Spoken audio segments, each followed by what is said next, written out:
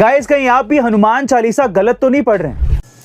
जय श्री राम। आज मैं हनुमान चालीसा पर चर्चा लेकर आया हूं कि हमारे A2 मोटिवेशनल वाले जो भैया हैं अरविंद अरोड़ा जी, उन्होंने बताया कि हम हनुमान चालीसा को गलत पढ़ते आ रहे हैं। उन्होंने हनुमान चालीसा में 4 गलतियां बताई हैं। क्या शंकर सुवन केसरी नंदन नहीं है, बल्कि वो है शंकर स्वयं केसरी नंदन। जो आइए उनको समझते हैं, और मैंने उन पर कुछ नोट्स भी बनाए हैं। ये जो नोट्स हैं तो मैं आपको बताऊंगा कि हमें किस तरीके से हनुमान चालीसा पढ़ना चाहिए।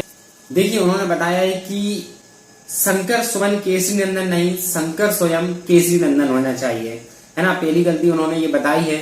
और दूसरी गलती उन्होंने बताई है कि सब पर राम तपस्वी राजा नहीं, सब पर राम राज से ताजा होना चाहिए। और तीसरी गलती उन्होंने बताई है सदा रहो रघुपति के दासा नहीं, सादा रहो रघुपति के दासा, ऐसा होना चाहिए। और चौथी गलती जो उन्होंने बताई है वो ये बताई है कि जो सतबार पाठ कर कोई, ये नहीं, यह सतबार पाठ कर कोई होना चाहिए। तो चलिए अपन समझते हैं। अब देखिए, कई और भी लोगों ने कहा है कि हाँ ये सही है, और कई लोगों ने ये भी कहा है कि नहीं, हम जो पहले से हनुमान चालीसा पढ़ते आ रहे हैं वही हनुमान चालीसा सही है। तो कंफ्यूजन अब ये आता है कि हमें कौन सा वाला हनुमान चालीसा पढ़ना चाहिए। ये जो पहले से हम पढ़ते हुए आ रहे हैं वो वाला हनुमान चालीसा हमें पढ़ना चाहिए, या फिर अरविंद अरोड़ा जी ये जो हनुमान चालीसा बता रहे हैं हमें वो पढ़ना चाहिए।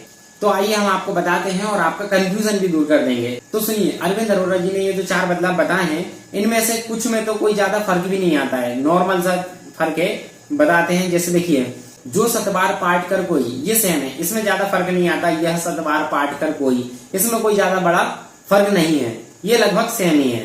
दूसरा, सदा रहो रघुपति के दासा, सादर रहो रघुपति के दासा, मतलब दोनों में ही रघुपति जी के दास होने की बात बताई जा रही है, तो इसमें भी कोई ज्यादा बड़ा फर्क नहीं है।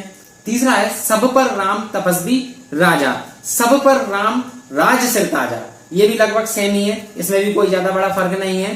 पर अब सबसे बड़ी बात इस पर चल रही है कि शंकर सुवन कहा जाना चाहिए या शंकर स्वयं कहा जाना चाहिए।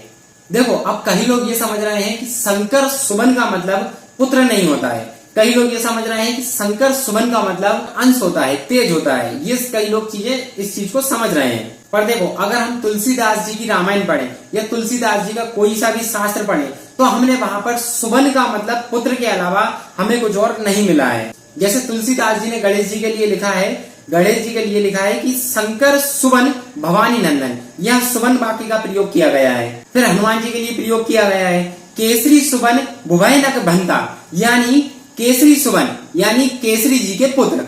और राम जी के लिए दशरथ सुवन यूज किया गया है, विश्वामित्र जी के लिए घादी सुवन यूज किया गया है। अब मतलब हम यहाँ तो क्लियर हो चुके हैं कि सुवन का मतलब पुत्र ही होता है। पर देखिए, अरविंद जी का कहना है कि यहाँ पर शंकर स्वयं होना चाहिए। तो देखो, यहाँ शास्त्र बताते हैं आत्मा वे जायते पुत्र, यानी अंश के रूप में पुत्र का अवतार होता है। तो देखिए, हनुमान जी यहाँ स्वयं रुद्र रूप है। तो अरविंद जी के हिसाब से बात तो सही है कि यहाँ पर शंकर स्वयं केसरी नंदन होगा। पर अब देखो, मैं आपको बताता हूँ, यहाँ हनुमान चालीसा पढ़ी जा रही है ना। अगर यहाँ पर शंकर स्वयं बोल दिया गया तो भाव भेद हो जाएगा, क्योंकि राम जी लीला में राम जी शिव जी को अपना स्वामी बताते हैं, तो सेवक कभी भी स्वामी से सेवा एक्सेप्ट नहीं करता है। तो हनुमान जी यहाँ पर दास के भाव में है।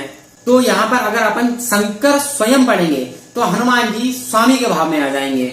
इसलिए शंकर स्वयं नहीं, परंतु शंकर सुवन ही भाव रूप से सही होगा। तो आशा करता हूँ आपको मेरी ये वीडियो समझ आई होगी, और ऐसे ही इंफॉर्मेटिव वीडियो देखने के लिए मेरे चैनल ST क्रिएटिव को जरूर सब्सक्राइब करें।